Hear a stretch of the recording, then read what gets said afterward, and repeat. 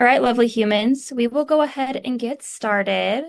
I want to take a moment to thank you all for taking time out of your very busy schedules on this last Monday in February to join us for our Psychology of Victim Blaming virtual workshop.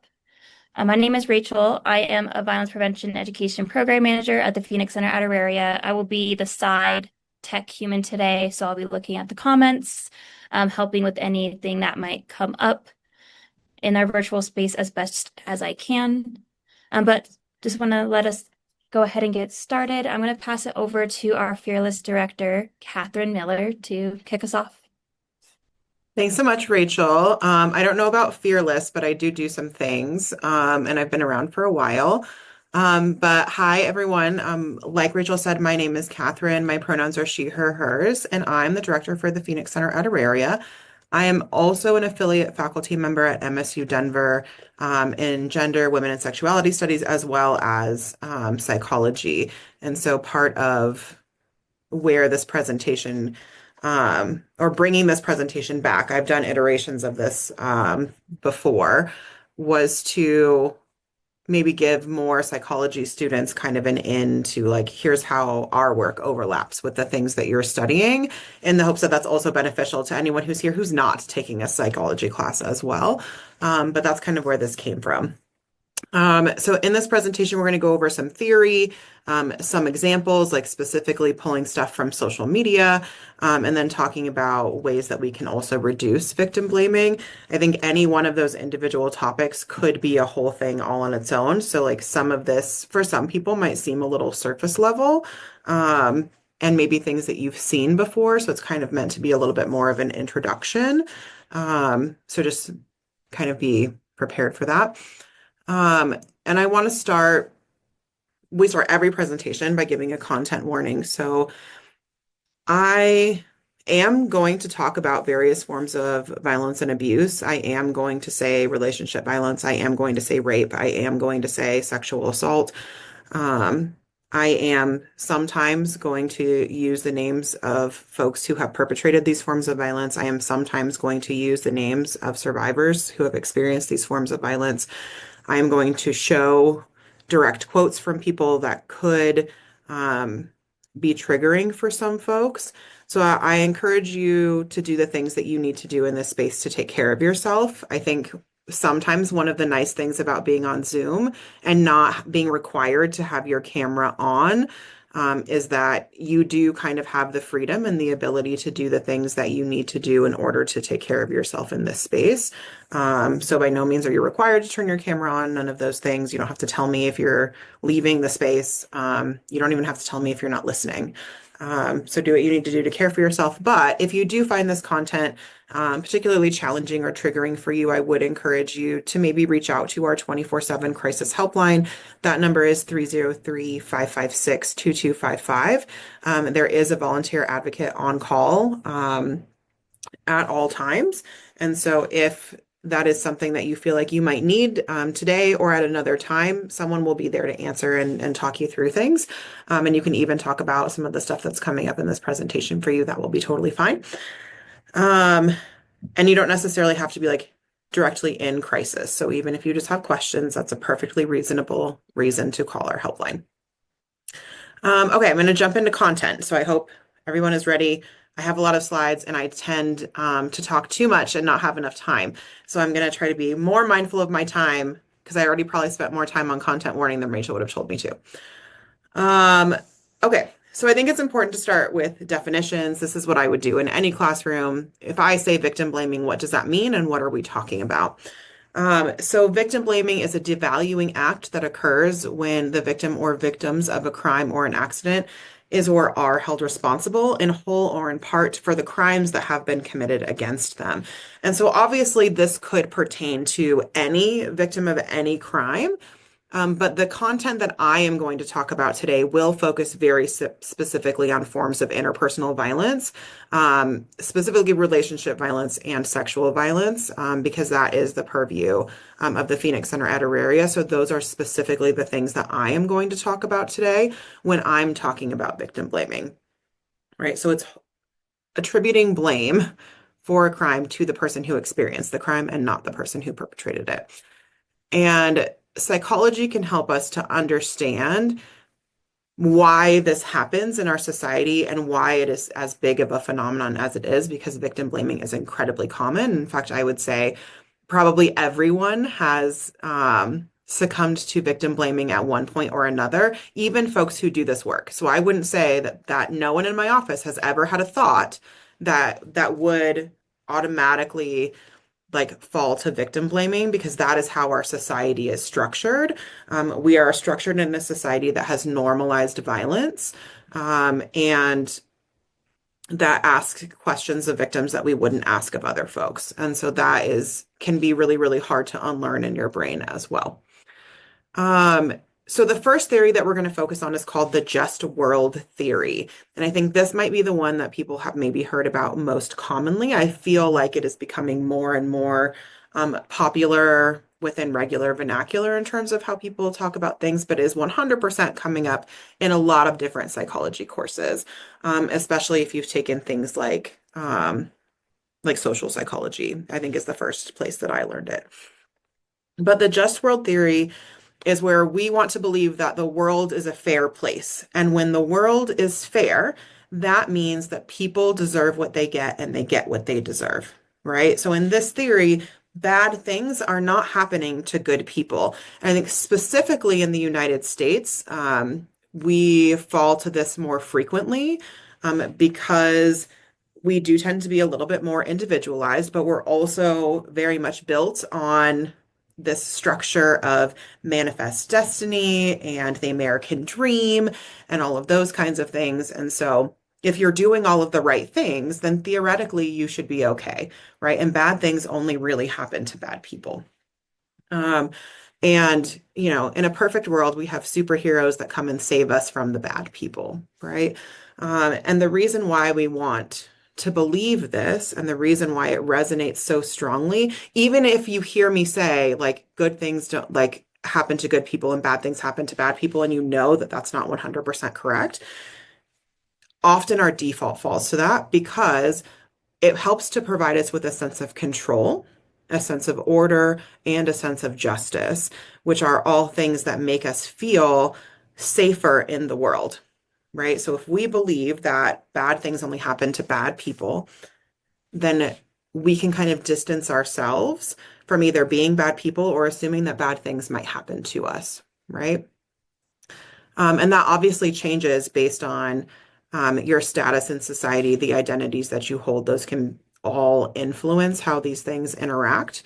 And we'll talk a little bit more in depth about that in a few slides, but just know that I'm not ignoring that part either.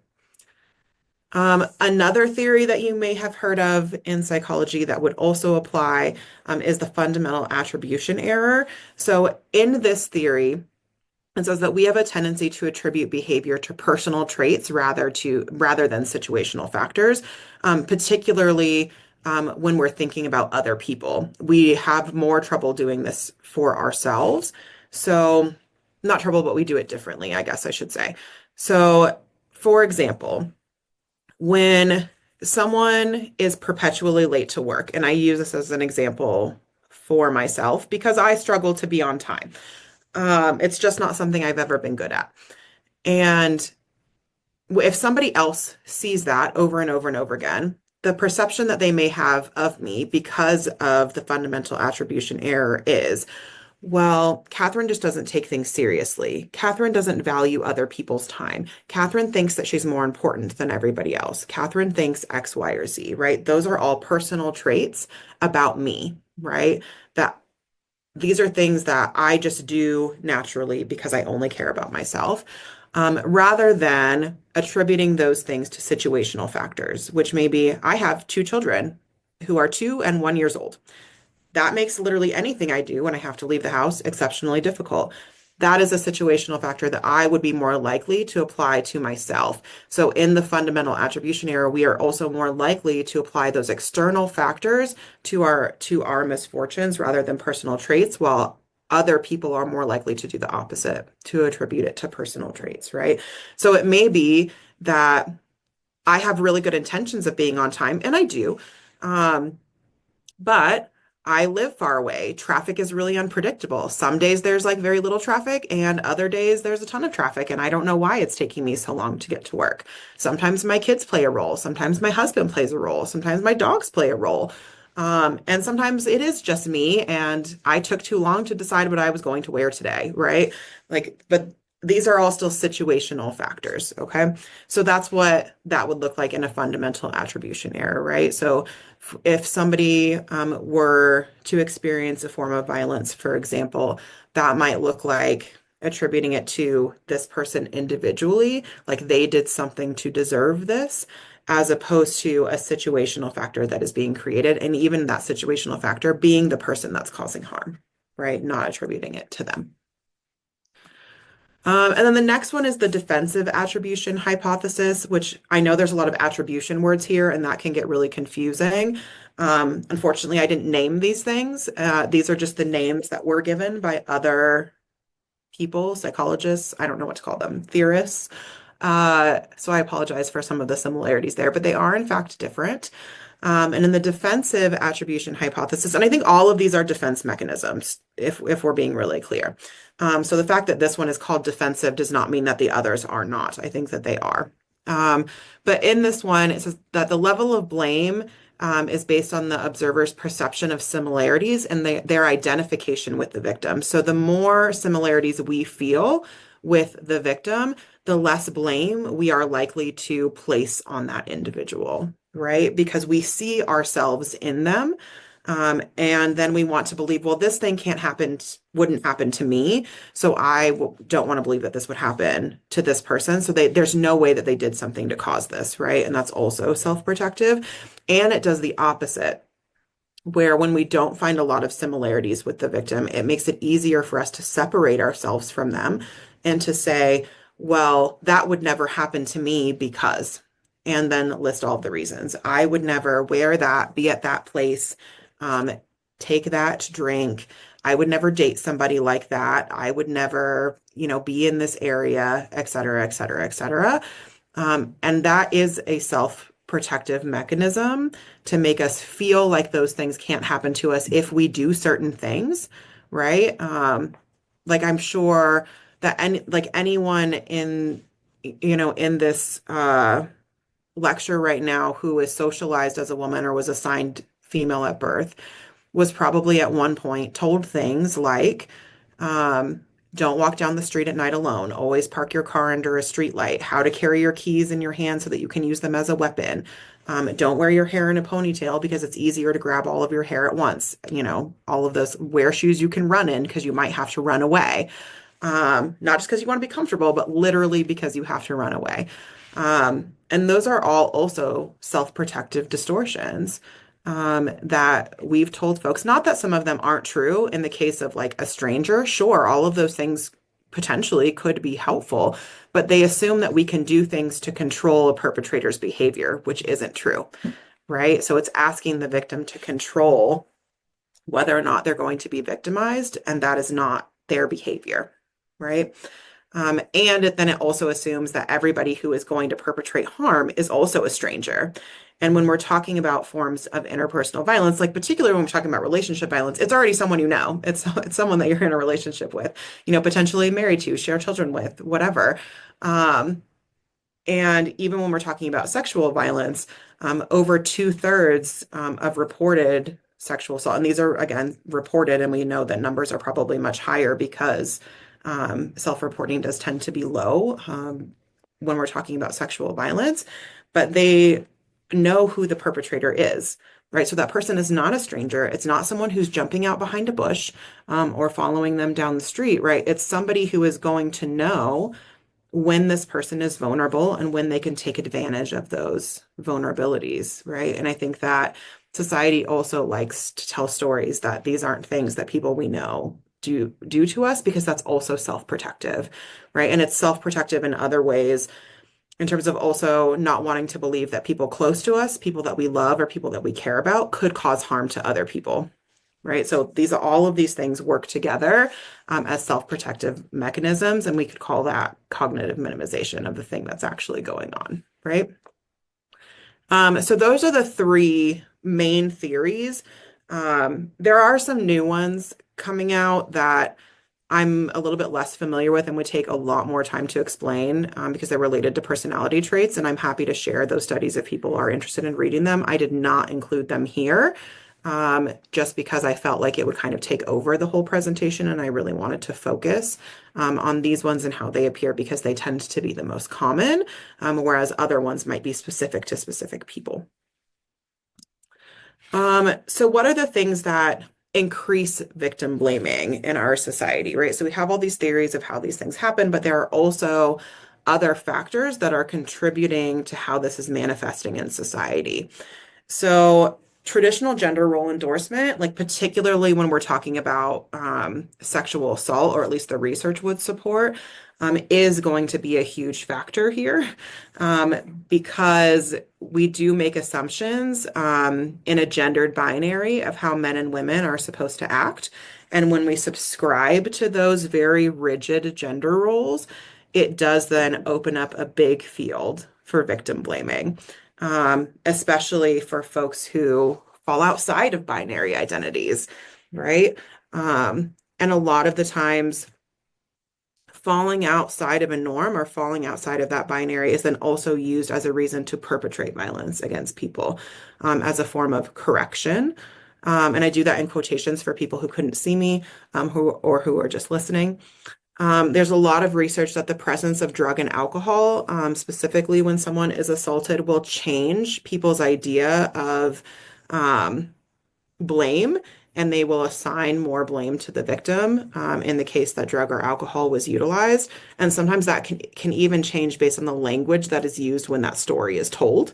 So if like the story is that someone was handed a drink at a party that was roofied.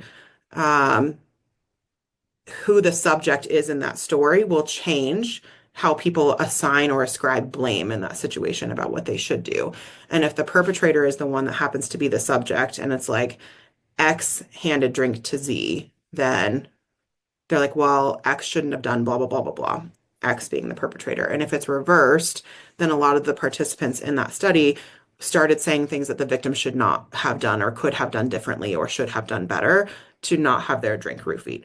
Which is really, really interesting that even language can change those kinds of things, but certainly the presence of drugs and alcohol changes that a lot. Um, Appearance, when we think about appearance, and I think some of the core, like if I were to say to the group, like, what are some clear examples of victim blaming that you have heard and seen in society? When I've done this presentation before, a lot of people will say very quickly, um, what were you wearing? Um, what did you look like? What were you doing? Um, were you being provocative? Were you doing these kinds of things, right? How short was your skirt? Like whatever, all of those kinds of things. So appearance kind of unfortunately always makes a difference. Um, Especially when we think about identity even further, like the hypersexualization of women of color also plays a huge role in this. So we see a lot of victim blaming around women of color when they say like, well, they look more adult and they're acting more adult and like, how was I supposed to know that this person was a child or was young or whatever? And we have another example of that later in this presentation as well, but that appearance, even based on race, can make a huge difference than when you throw in some of those other things, right? And what does it mean to be an adult? But the adultification and hypersexualization specifically of girls and women of color plays a role here as well. And that's just one example. And the normalization of abuse and sexual objectification in media overarchingly is also going to play a role here.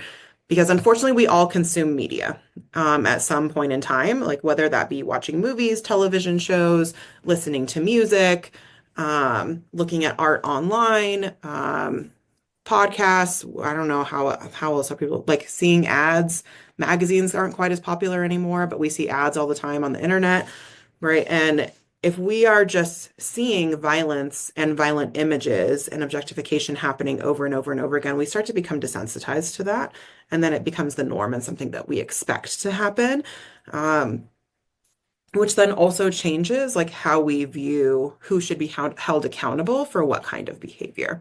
So all of these things are also contributing factors to all of these theories, and you can't really look at that like just the theory in isolation. You do have to consider how all of these factors play a role as well.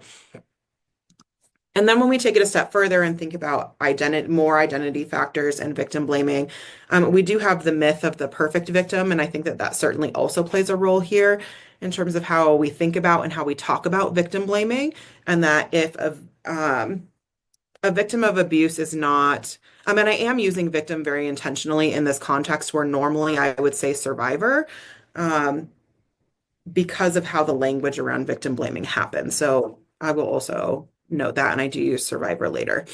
Um, but when we're thinking about what it means to be a perfect victim and what we expect from somebody who is a victim of abuse and what they're supposed to say and what they're supposed to look like and how they're supposed to act and how they're supposed to ask for help and tell their stories and all of those kinds of things. Like we have a very specific idea of what that person is supposed to look like and how that person is supposed to perform. And when a victim does not perform in that very specific way, their credibility is lessened and lessened when they don't fit into specific categories, right? So, as a society, we tend to listen to and care a lot more about the stories of white folks, particularly like very like stereotypical like young white girls. So like maybe lately on Netflix you happened to watch the documentary about Elizabeth Smart, um, who was abducted from her home when she was 14 years old, um, and was sexually abused and held hostage for about 9 months before she was able to escape and return to her family. That story was nationally known. Like people knew who she was. Like everyone knew who she was. And there are young girls and young boys of color who go missing all the time that no one ever talks about.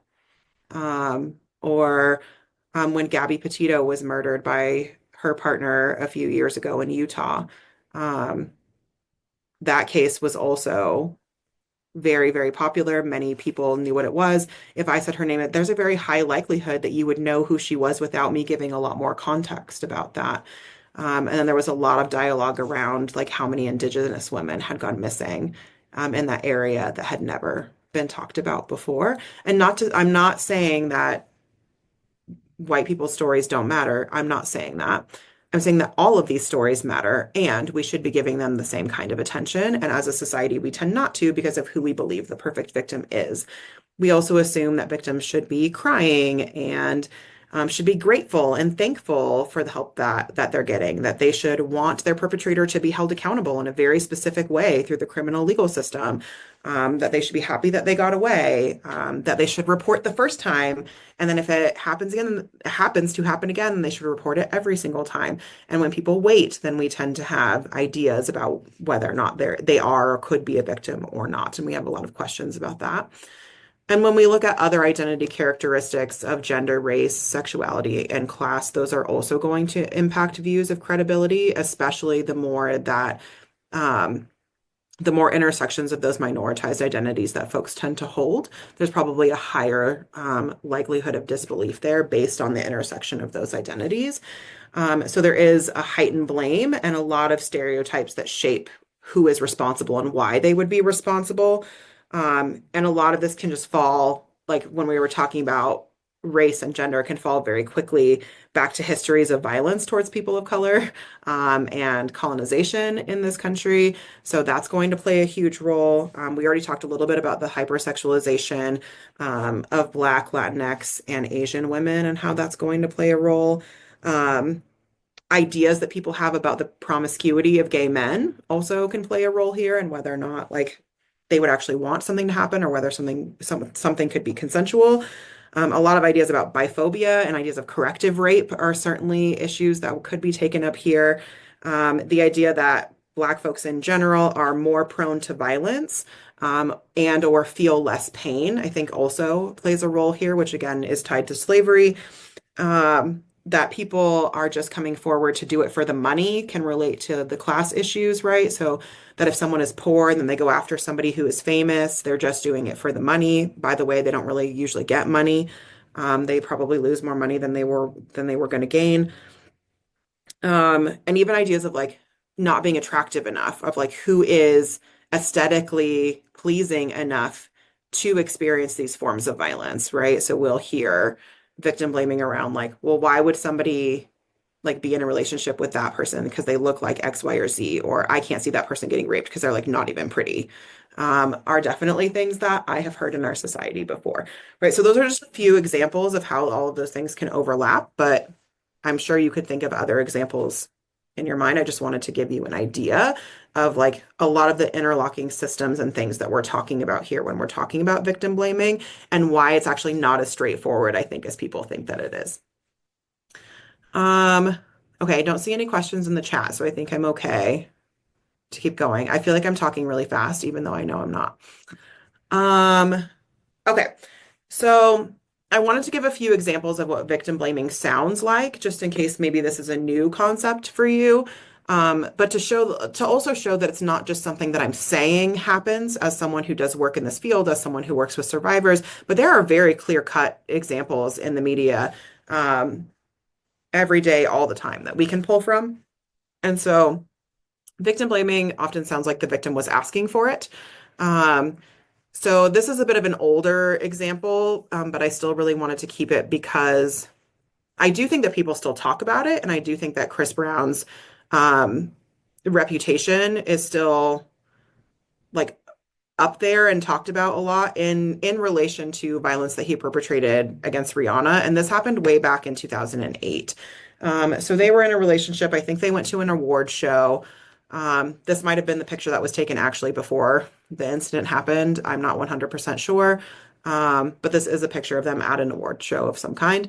Um, and after the award show, or at least what I have read, is that it sounds like he was upset that she was talking to people, that she wasn't paying enough attention to him. And when they got back to wherever they were going, their hotel room, something like that, he beat her pretty severely. She had bruises and cuts all over her body, and had to be taken to the hospital. Photos like of her face were pretty well published online, like literally the next day. Um, and on, you know, news stories online, people were commenting. And I think what I would want to see as somebody who does this work is, wow, that's really terrible. And I see a lot of things that don't say that. And this is just one example of a comment that I saw on a story where someone said, don't believe in hitting women, but at the same time, she got what she got for a reason. Maybe she needs to stop being a hoe and she won't get hit. That says want, but that's a typo. Obviously, it's supposed to say won't. So in this example, she clearly must have been asking to be beaten because she was acting like a quote unquote hoe. Um, this is just one example. I'm sure that you've heard of many. Um, and Erica, I do see your question, and I'm going to get to that in just a little bit. Um, after I go through these examples. So victim blaming can also sound like boys will be boys, and men get biological urges and they just can't help themselves.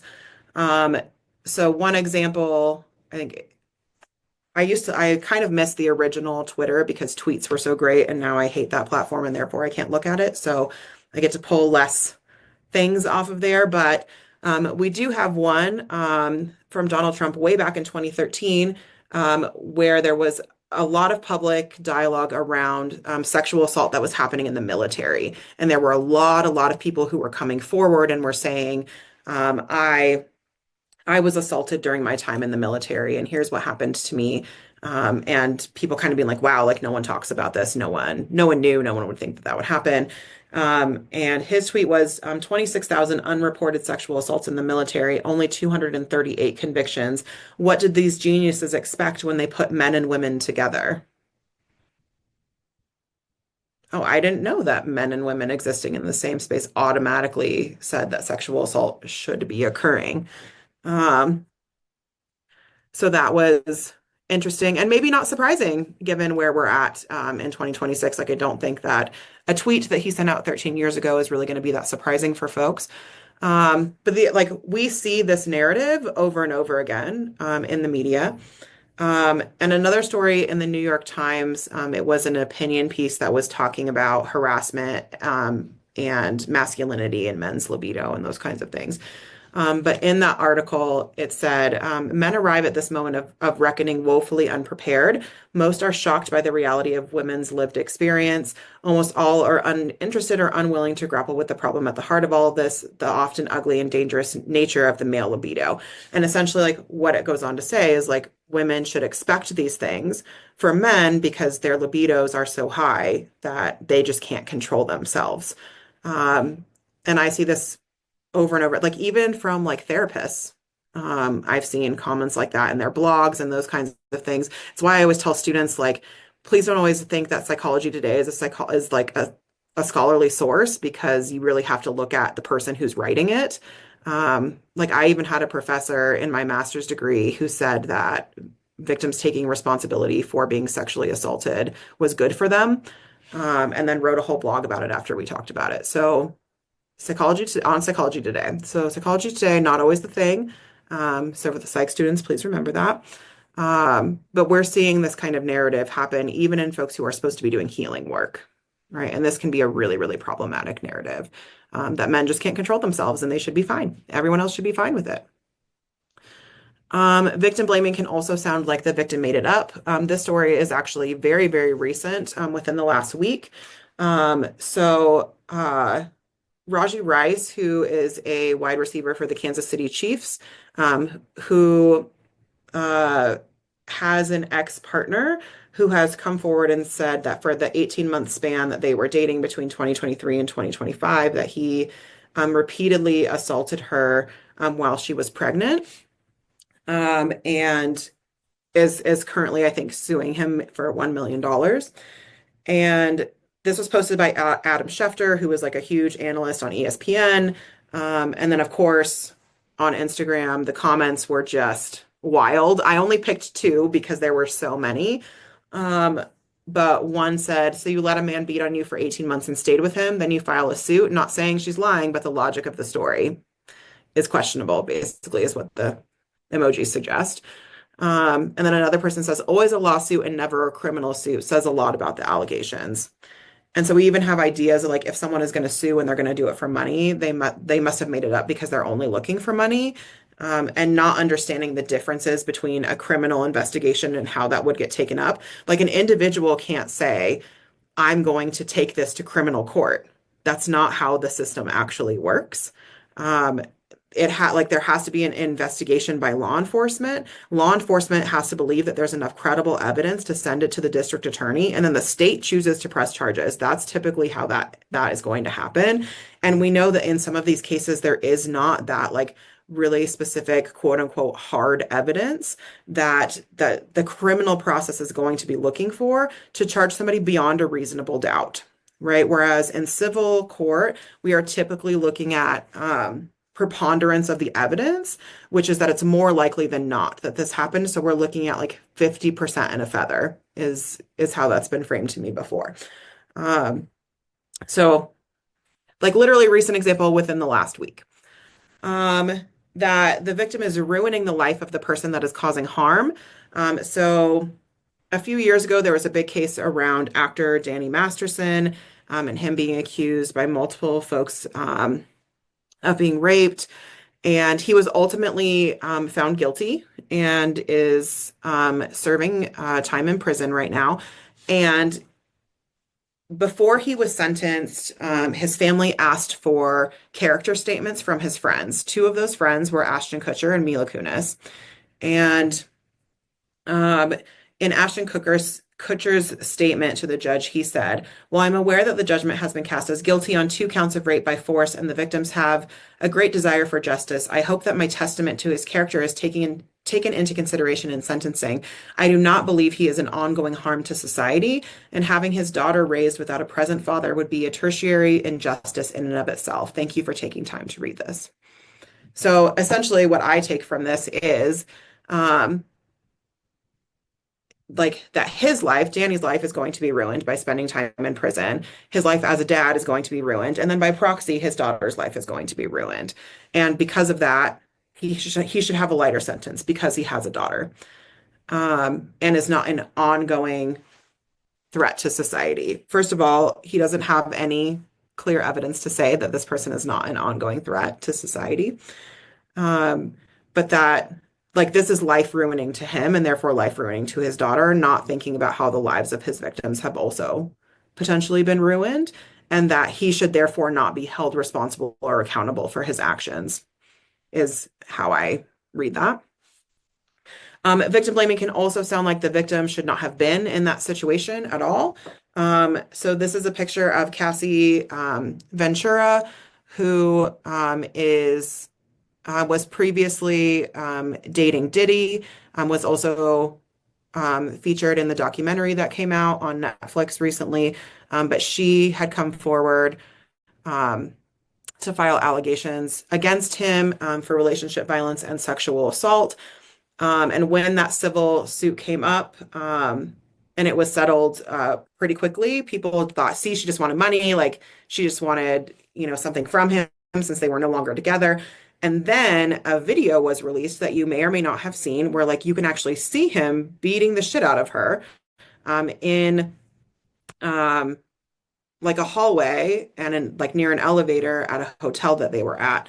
And even after this very clear video evidence surfaced, people were still saying things like, well, why didn't she fight back? Why didn't she go to the police? What happened ahead of that interaction that could have led him to react that way?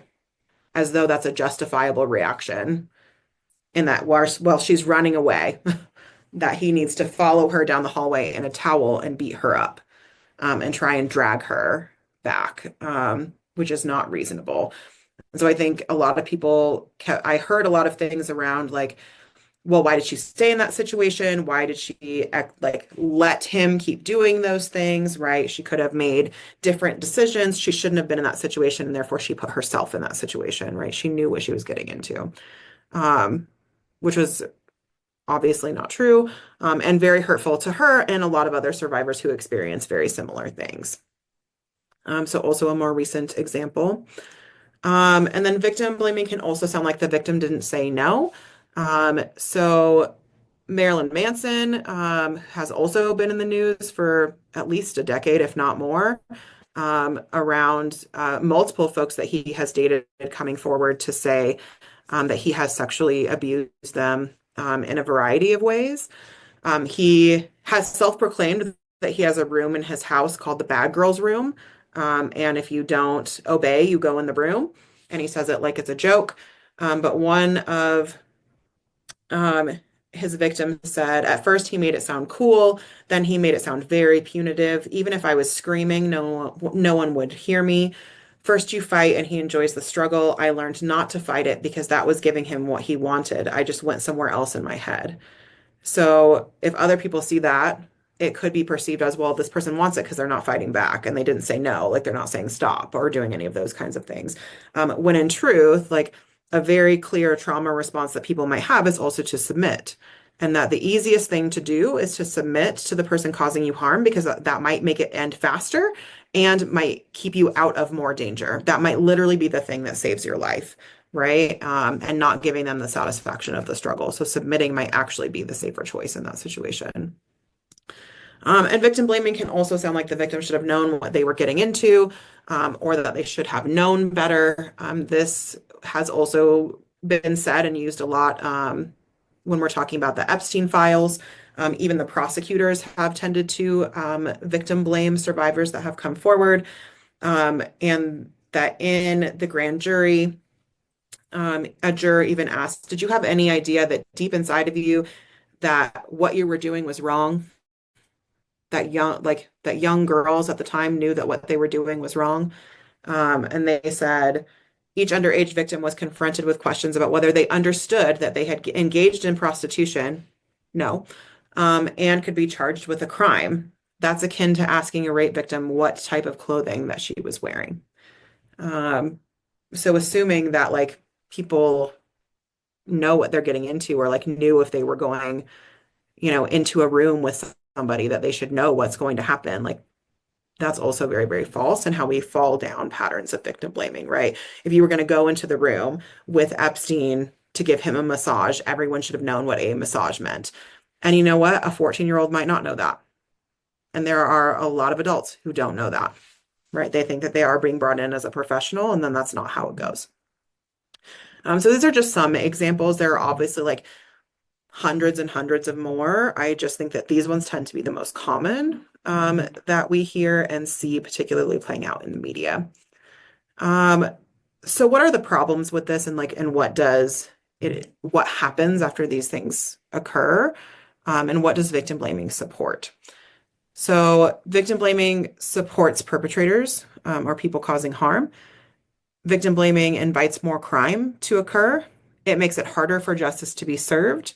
It fuels misogyny and it helps victims to blame themselves. And I'm actually going to use the Epstein case to kind of highlight how these things happen a little bit.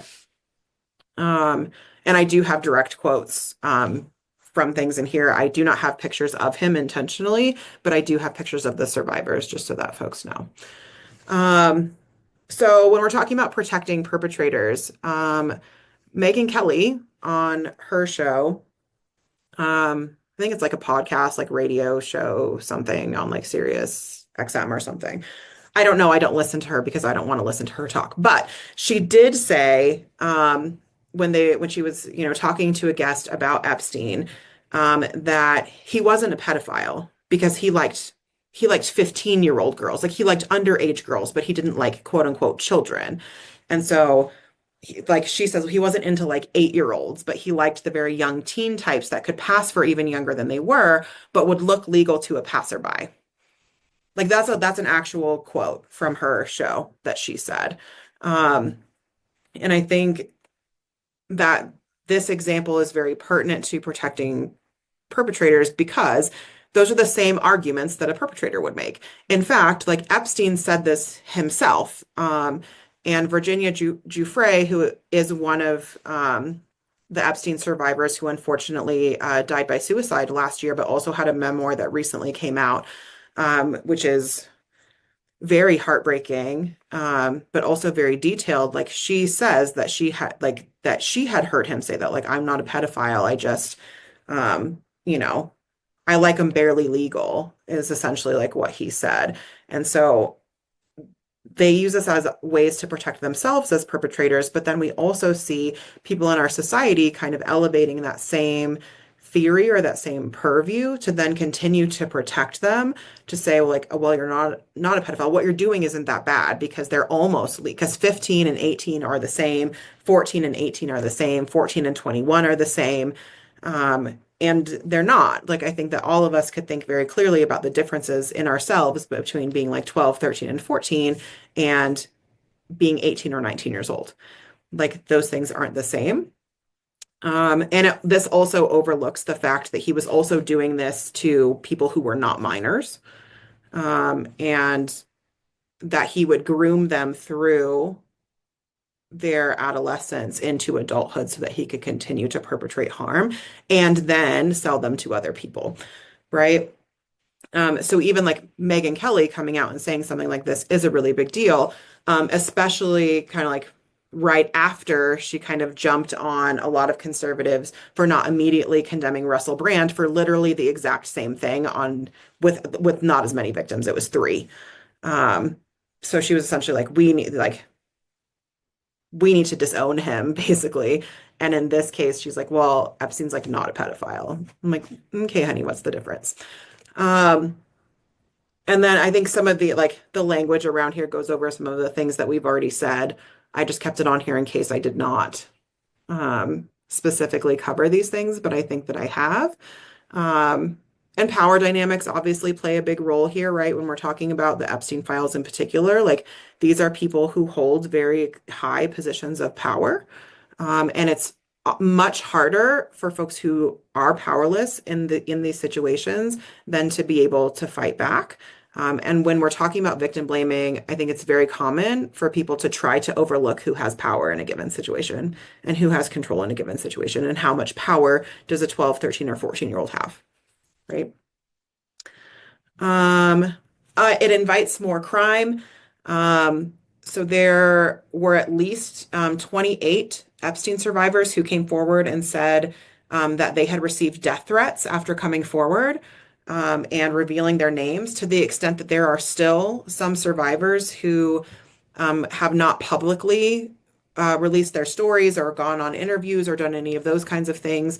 And they are just listed as Jane Doe because they are so afraid of the backlash that will happen, and so afraid that they are also going to receive death threats, and maybe not be able to protect themselves and their families. So that is a very clear tactic of power and control to keep people silent, and to make sure that they don't come forward, in the same way that I think defamation cases do this as well to silence people. And unfortunately, as an office, we have to talk to survivors all the time about the potential for defamation lawsuits because they're becoming more and more common. And I think you saw a really big one play out between Amber Heard and Johnny Depp, if you were paying attention to that in the media, where that case, I mean, was streamed uh, back in what, 2022? Something like, so it was like long ago, but not that long ago. Um, and the narratives around like Amber Heard in particular, like she also received death threats, just like threats to harm her, particularly from like the Johnny Depp fan club, because they did not want to see him as a perpetrator. So it definitely invites more crime. It impedes justice. So maybe recently you saw or read a story about the Congress hearing where Pam Bondi was there to answer questions about the Epstein files, and why certain things had been redacted, other things had not, how they were protecting survivors, how they were interviewing people, why they were protecting people in the administration who are named in the Epstein files, yada, yada, yada.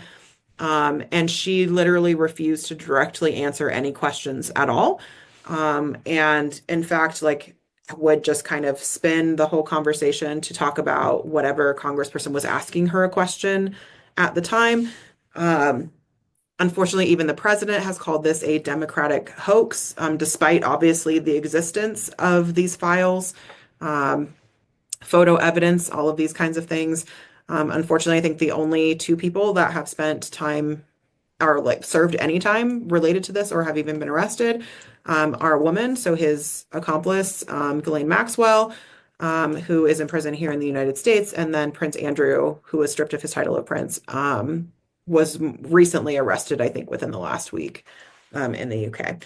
So we're seeing a lot of people who are in positions of power, like Pam Bondi, who are impeding forms of justice when they are the ones that should be creating systems of justice through the system for people, right? So they're also then protecting perpetrators, and all of these things end up working together, unfortunately. And I won't read all of these quotes, but hopefully you had time to read through some of them while I was talking. It also fuels misogyny. So there's been a lot of talk about the lack of accountability for how grave a lot of these crimes are, that are in the Epstein files. Like we are talking about sexual abuse, we're talking about sex and labor trafficking, we're talking about torture, like we are talking about corruption, like we're talking about a lot of things. And not a lot is being done about it. Like we're just, nothing is really happening and people are not getting justice. And it just kind of goes back to the idea that as long as the violence is against towards like a specific group of people, then you're probably going to be okay. And if you are a person in a position of power and hold certain identities, that you are also going to be okay. And that when we have violent rhetoric and supremacist beliefs, that's okay. All of those things are going to be okay because nothing's going to happen. And we can just continue being misogynistic in our society. And I think a perfect example of what this actually looks like when people say it out loud, is before Trump was elected back in 2016, there was an Access Hollywood clip that was released where he was talking to Billy Bush, who, you know, worked for Access Hollywood at the time, was like a huge like entertainment news reporter. They were like talking on a bus, and it was like a hot mic, so it wasn't really supposed to be something that was published. But Trump said to him, and when you're a star, they just let you do it. You grab them by the pussy, you can do anything. where he's just talking about like how he just goes up to women and grabs them and kisses them and that he can do whatever he wants because he's powerful and he has money and they just let him do it. Um, and that got a lot of media buzz back in 2016, 2015, 2016. And nothing has changed, right? So I think that what we're seeing is this like larger push towards misogyny, um, especially in like, what is it, Project 2025? Is that what it's called, Rach?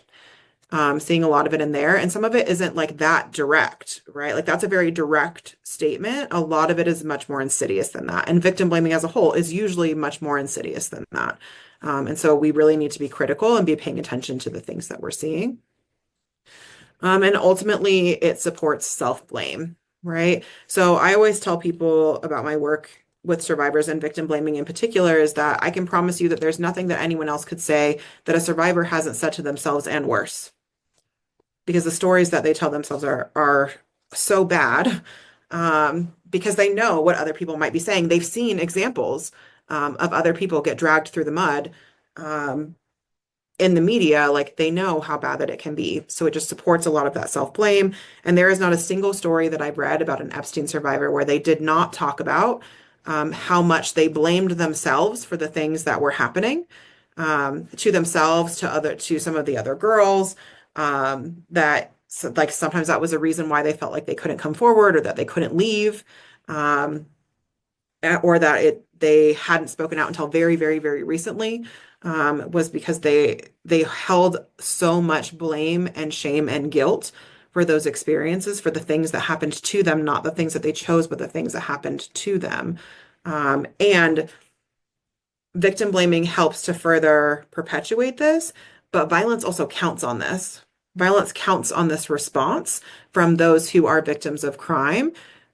It's almost like it's like internalization, right? If we can get people to internalize the negative messages about themselves, to internalize shame and guilt and blame and all of those things, then we don't actually need a lot of these other things to do it. We don't necessarily need institutions to do it. We don't have to do it on an interpersonal level because the things that people will do to themselves are so much worse, right?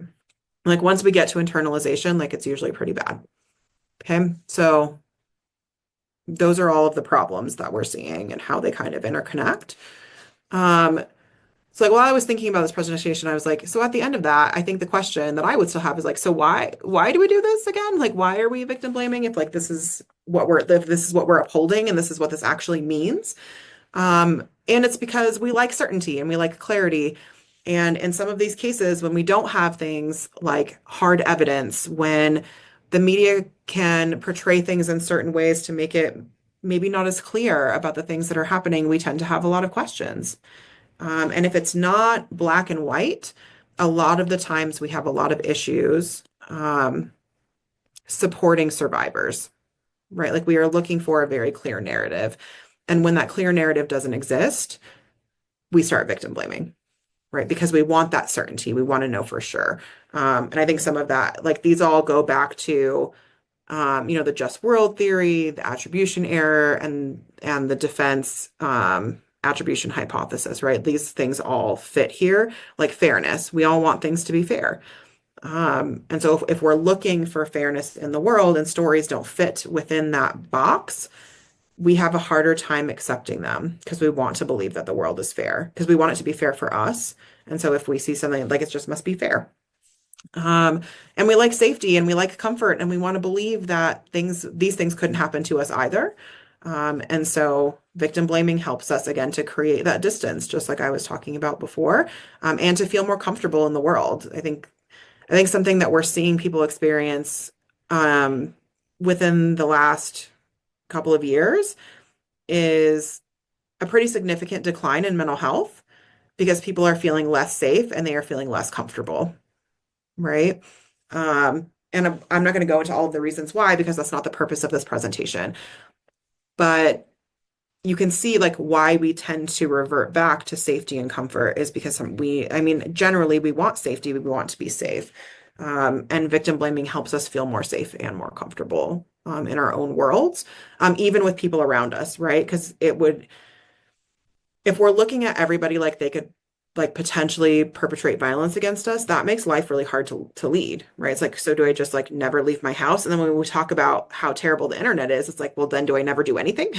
Like, do I not have a phone? Do I not have the internet? Do I not talk to anyone? Do I sit in a dark room? Is that the safest thing that I could possibly do? And that's not a realistic existence. And so we have to create narratives and stories and protective boundaries around that. And that's why those defense mechanisms happen in our brain, especially when we like or relate to the offender, right? So I know that I saw this a lot, particularly around the Amber Heard and the Johnny Depp case, where, and I'll say like Johnny Depp like was my celebrity boyfriend up until this point. I can't tell you how disappointed I was to hear the things that he had said and the things that he had done. But it's also very, very difficult for people to be like, well, I can't imagine him doing that. And because I can't imagine him doing that, he must not have. Um, and then there's also the like, well, he's never like he didn't do this to his ex-wife, so that clearly that can't be true. And then there were other celebrities who came forward that he'd worked with, like Penelope Cruz and Winona Ryder, who essentially did the same thing that Ashton Kutcher did for Danny Masterson to give the character witness statements of like, okay, but like we've worked with him and he never acted like this towards us. To assume that then this individual could not act differently towards somebody else. And that narrative is also very difficult. And the example that I like to give to folks is I think a lot of people watch true crime. And because of that, like maybe we know more about serial killers than we ever thought we would ever know in our lives, right? I'm talking about myself. And then maybe also assuming that you know this too, right? But the thing is that serial killers don't murder everyone that they meet. They don't. Um, they pick and choose people that they believe are going to be vulnerable so that they can get away with it. If we can operate under that assumption of like understanding that that's how serial killers operate, which I understand is very morbid, then I think that we can understand how the same issues of power and control and perceived vulnerability also play into things like this, right? Because if people want to get away with these forms of abuse, if they want to get away with, abusing a partner or sexually assaulting someone, they're not going to pick the most obvious person because they're not going to get away with it. Like, generally speaking, people aren't doing this because they want to get caught, right? It's something that they're doing behind closed doors when nobody is watching and finding someone that they don't believe is going to report, or that they've broken them down so much to tell them that they're not going to be believed if they come forward, that they don't have to worry about that, right? Like, it is reasonable that somebody could be one person in a room with one person and then be a completely different person somewhere else. Right. And we can hold space for that in a lot of other contexts, and for some reason, really struggle to hold that space when we're talking about these forms of violence. And so that example is always really important to me. Right. And a lot of the times, like, especially when we're talking about relationship violence, that tactic is very common, where it's like, well, even if you went and you told somebody, no one's going to believe you because everyone likes me. Everyone thinks that I'm charming. I have a lot of friends. I'm very popular. I'm very well known. I'm very cordial in all of these other spaces, right? So that no one would ever believe you. Maybe recently you watched the movie The Handmaid or The Housemaid, The Handmaid, The Housemaid that had Sydney Sweeney and why can't I remember the other person's name now, even though Amanda Seyfried. I was like, even though I really like her. Um, that is like if you ever watch that movie, that's a perfect example of the thing that I'm talking about right now. Maybe we'll screen it at some point in time to have a discussion about it. I just literally thought of that idea. Sorry, Rachel, that I'm putting more things on your plate. So these all relate back to the theories that I was talking about at the beginning. I think that you can see through all of these examples how those things actually play out, plus so many more, right? I only like picked a handful of things that have been going on within the last couple of years. Shout out to my team that really helped pull some examples together. I started this presentation originally in 2016, and so a lot of my examples are from 2016 to 2019.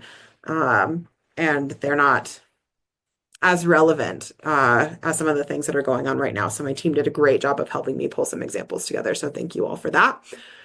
But we can't end without talking about like, okay, so now that we know what victim blaming is, now we understand how it happens, how do we do better and reduce the likelihood that we are going to engage in victim blaming and potentially reduce this behavior in others? So I think we can all start by listening to survivors. I think that you hear survivors say this all the time. Why does it take so many people coming forward in order to be believed, and sometimes not even then? Um, if we just would listen to survivors, I think that that would be a great place to start. Education is the most obvious answer. The more education that we have about these kinds of things, the more education that we have around healthy relationships, the more education that we have around how power and control can exist in relationships, um, the better off we're going to be, right? It's why offices, unfortunately, like the Phoenix Center have to exist so that we can help provide that kind of education, right? So this is Rachel's whole job. This is what she does for a living, and she's very, very good at it. So please consider attending some of our other educational programming, whether that be a workshop or an event. We're always tying it back to similar themes. So if you want to keep learning, please do, and then help other people that you think maybe need to see those kinds of things engage with us. Bystander intervention is going to be a huge thing, right? If you see something, say something. That's usually a good place to start. Peers tend to believe to do something and act differently when they are talked to from other peers, than they are when they have, like an authority figure like me, step in and say something, right? So that might mean like challenging jokes about violent behavior that you may be hearing in social circles, asking people why that they might think that that's okay, what messaging that might send to survivors. And then also calling out behavior that's sexist, racist, homophobic, transphobic, misogynistic, like all of those things help perpetuate these forms of violence. And also support our culture of victim blaming, where we're normalizing violent behavior towards people that don't fit within specific norms. We need to do a better job of shifting our focus to perpetrator accountability. Um, I can't tell you how much that matters, because I think we spend so much time talking about everything surrounding victims that we forget that a perpetrator exists, which seems odd. Like these are things that we should be thinking about and that we should be thinking about all the time. And that the only person that is actually responsible for violent behavior is the person who's engaging in the behavior, period. Right? They made a choice and they're the ones that need to be held accountable for that. And we need to focus on that accountability. And that accountability doesn't always have to go through like a criminal or a civil process, right? Like we are moving towards more restorative justice models. We have them here at our schools, and they can be really helpful in some cases, right? Especially because we work with a lot of folks who don't actually like want the person causing them harm to quote unquote get in trouble. They just want to be safe and they don't want this to happen to anybody else, right? And having some accountability and some education that surrounds all of that can be really helpful. Um, Promoting a culture that focuses more on empathy would be a good start, right? Being able to put yourself in somebody else's shoes and understand their perspective would be really, really useful. I think that we've been losing some of that in the last few years, especially, and more structural awareness about a lot of the things that I talked about at the beginning, right? So like how do literal like cultural values and beliefs help to uphold victim blaming, and how might that change based on the identities that people hold? Like that is not information that I think a lot of people know or understand or actually want to critically analyze a little bit more, but it is really, really important. And critically thinking about violence in media. Like, unfortunately, I can't get away with not mentioning media. That would be irresponsible. And because we consume so much of it, like we need to be talking about these things more. Um, it's like what I go to Rachel with all the time. I'm like, I can't tell you how many things I sent her on Instagram where I'm like, we need to watch this. We need to talk about this. We need to do a post about this because I know that people are watching it. And I know that there are a lot of people who are watching things without the same context that I have, that without the same context that Rachel has. And I want us to be having critical conversations about how these forms of violence are showing up in media. I'm not saying don't watch it. I watch it too. I'm just saying, let's be critical about the things that we're watching and saying, this is what this actually means, and this is what this is portraying, and this is why that might be problematic. And why do we think that this narrative is so important, and yada, yada, yada, yada. You're in college, critical thinking is important. It's the skill that you are here to learn. Um, so please keep thinking critically about everything all the time is the best advice that I can give to folks. So those are just some. And of course, I have to end on who is the Phoenix Center, what are we, and what do we do? So the PCA is the Auraria campus's Interpersonal Violence Prevention and Advocacy Center. So when I say interpersonal violence, I mean relationship violence, family violence, sexual violence, including childhood sexual abuse, human trafficking, and stalking and harassment. So those are kind of all the things that are going to fall under our purview. We have an advocacy program and a prevention program. So advocacy is here to help survivors and those who are impacted by forms of interpersonal violence to access care. So we have advocates here who are confidential and free to help provide that service for folks here on campus, regardless of whether you're MSU, CCD, or CU Denver, all are welcome. Sorry, I've been talking for so long that now my voice is just going to go away. And that can look like immediate crisis intervention and emotional support, but can also be, helping people with reporting processes if that's what they choose. Just doing some basic psychoeducation, like some of the things that I've done in here, helping people break their leases or enroll in address confidentiality, access, emergency funds if that's what they need. Advocacy is best tailored to the individual, so that can look like a lot of things. And then our prevention education programming is very, very diverse, very, very big program for how few people we actually have working in this office. But that can look like things like the bathroom signs that you may have seen on the back of the door in the bathroom on campus to raise awareness. Our red flag campaign that happens in September in preparation for Relationship Violence Awareness Month, so some passive programming like that.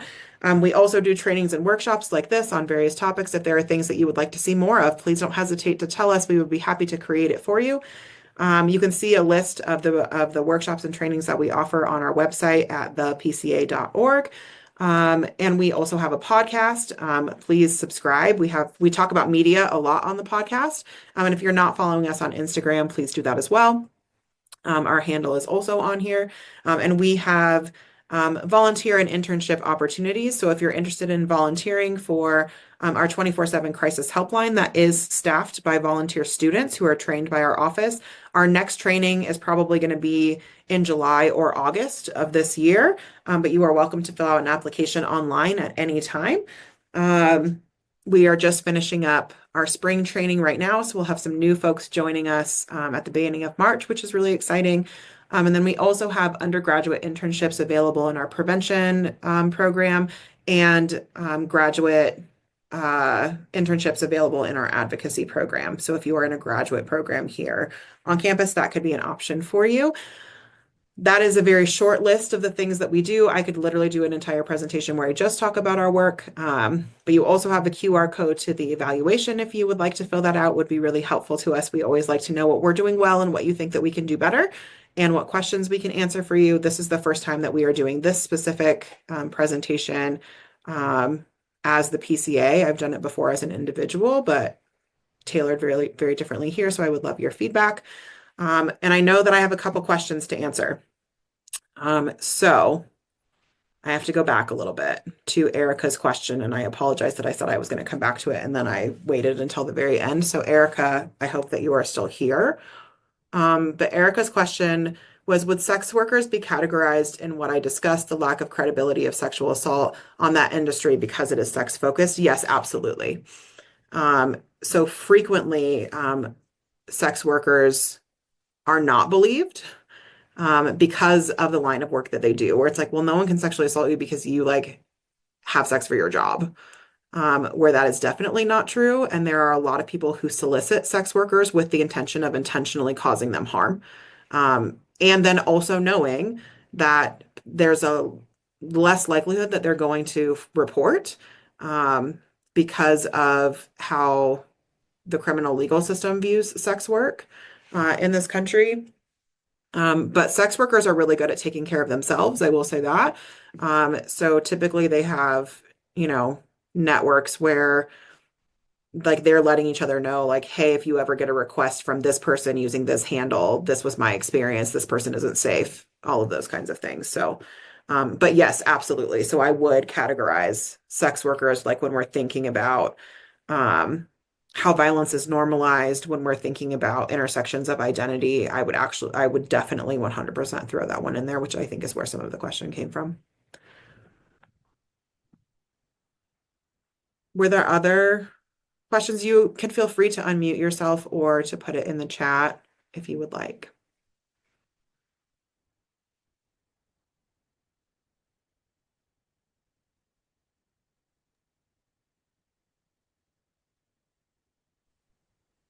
Okay. Well, I'm going to put my email in the chat because I just realized that I didn't put it in this presentation. And if you have specific questions that you don't feel comfortable asking to the group, but you would like to have answers to, I'm happy to discuss this with you further. So please just send me an email. And we can either chat via email if that feels comfortable, or if you would like to set up, you know, like a time to meet with me virtually or in person. I'm happy to answer those questions for you. I do also teach classes here on campus again. So if you're interested in my style or this was totally your vibe, which yay for me, um, please sign up for my courses. In the summer, I'm teaching gender and disaster through gender and women's studies, and I'm teaching child psychopathology for psychology. And typically, I also teach the psychology of group prejudice, the psychology of sexual orientation, and I also teach a victim advocacy class in the fall, and a class on bodies and embodiment is my typical rotation. So if you're looking for me in the future, that's where I'll be. Awesome. Catherine and I will hang out for a moment just in case anyone wants to chat. But thank you all again for taking your time to be with us today. I will also email out that eval link just in case you didn't see it in the chat or just don't have a moment to do it right now. But yeah, thank you all again. And we look forward to seeing y'all next time. Thanks, everyone.